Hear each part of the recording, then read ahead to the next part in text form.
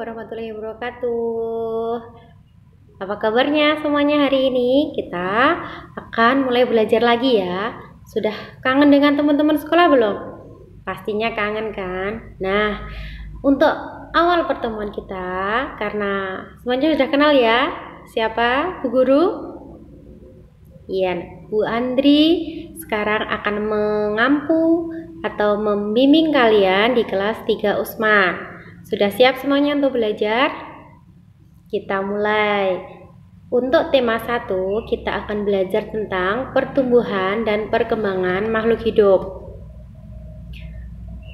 Nah, di subtema 1 ini kita akan belajar tentang ciri-ciri makhluk hidup. Manakah yang termasuk makhluk hidup dan manakah yang termasuk benda tak hidup? Bisa kalian coba sebutkan? Pasti semuanya sudah bisa. Apa saja makhluk hidup itu? Bisa contohnya makhluk hidup, manusia, hewan, dan tumbuhan. Itu termasuk makhluk hidup. Sedangkan makhluk tak hidup, contohnya benda-benda di sekitar kalian. Apakah di sekeliling kalian ada benda tak hidup?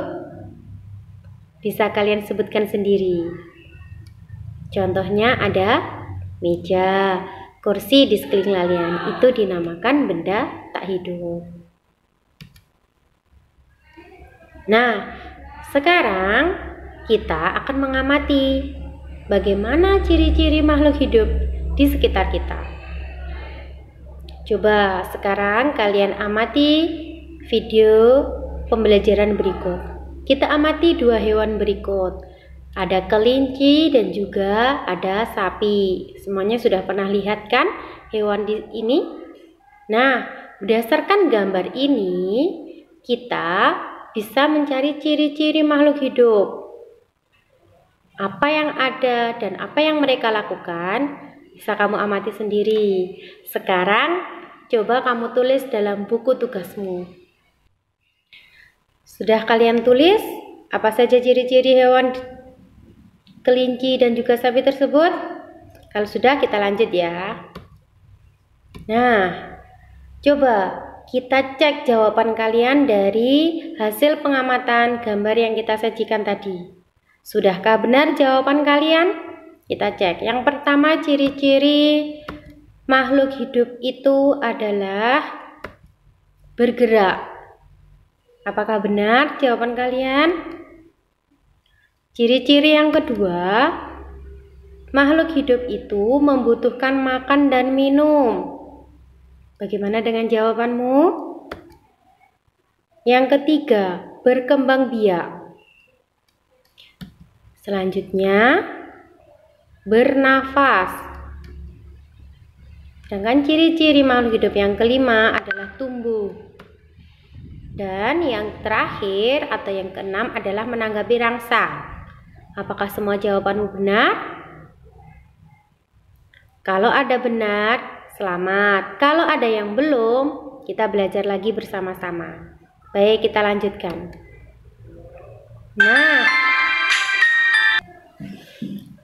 Nah, setelah kita belajar tentang ciri-ciri makhluk hidup, berikut Bu Andri akan menyajikan sebuah lagu yang berkaitan dengan makhluk hidup.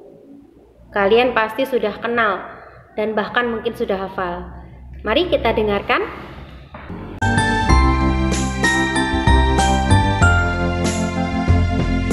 Kupu-kupu yang lucu, kemana engkau terbang? Hilir mudik mencari bunga-bunga yang kembang, berayun-ayun pada tangkai yang lemah. Tidakkah sayapmu merasa lelah? Nah, sudah memperhatikan video yang Bu Andri tampilkan tadi? Semuanya ikut bernyanyi? Nah, kalian dari hasil menyanyi tadi, kita bisa melihat dalam lirik lagu Kupu-Kupu yang lucu tadi ada tanda garis merah pendek dan yang hijau lebih panjang. Kenapa diberikan tanda tersebut? Itu gunanya untuk menandai pola irama. Pola irama itu apa? Pola irama adalah bunyi pendek dan bunyi panjang dalam setiap lirik lagu. Bisa membedakan mana yang panjang dan mana yang pendek? Ya, pasti kalian sudah bisa semuanya. Karena kita bisa mengamati dari teks Kupu-Kupu yang lucu tadi, di bawah lirik sudah ada tanda merah dan hijau.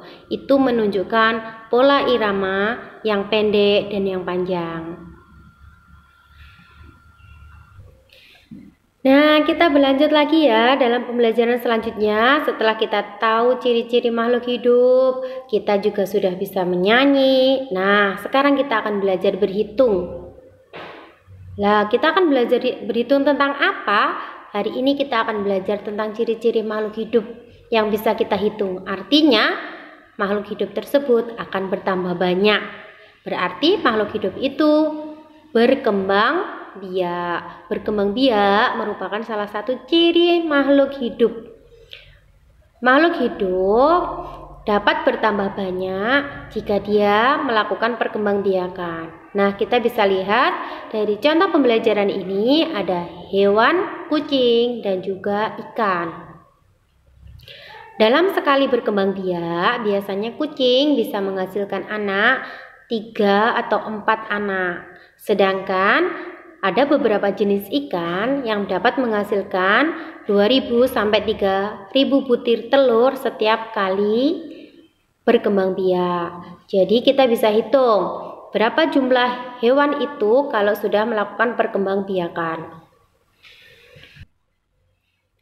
Jika kita sudah menghitung berapa jumlah hewan dan berapa jumlah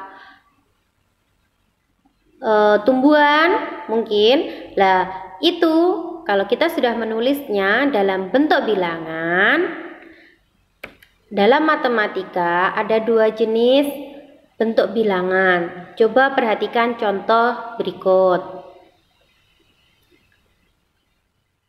1.200 ditulis 1.200. Ada angka 2.000 ditulis 2.000. Angka-angka tersebut kenapa harus ditulis dengan huruf?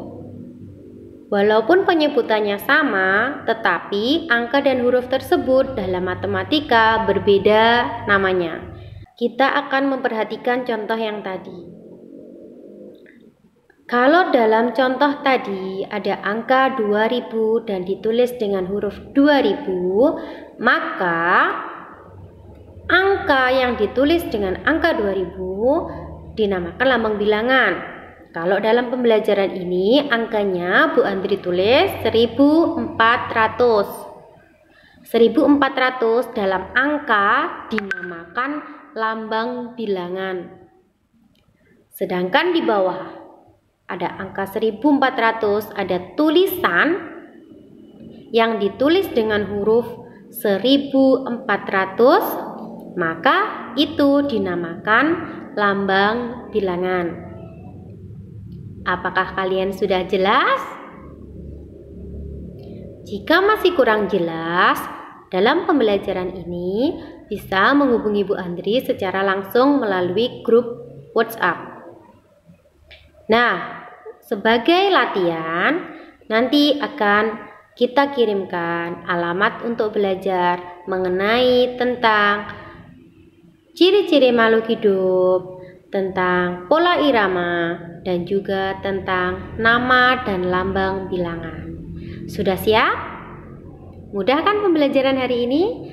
Semoga pembelajaran hari ini di masa pandemi ini membuat kita semakin semangat, semakin bersyukur bagaimana kita.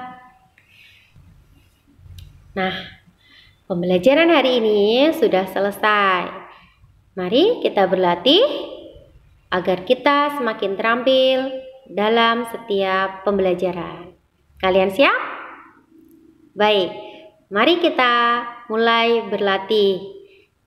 Untuk pembelajaran ini Bu Andri cukupkan. Akhiron, wassalamualaikum warahmatullahi wabarakatuh.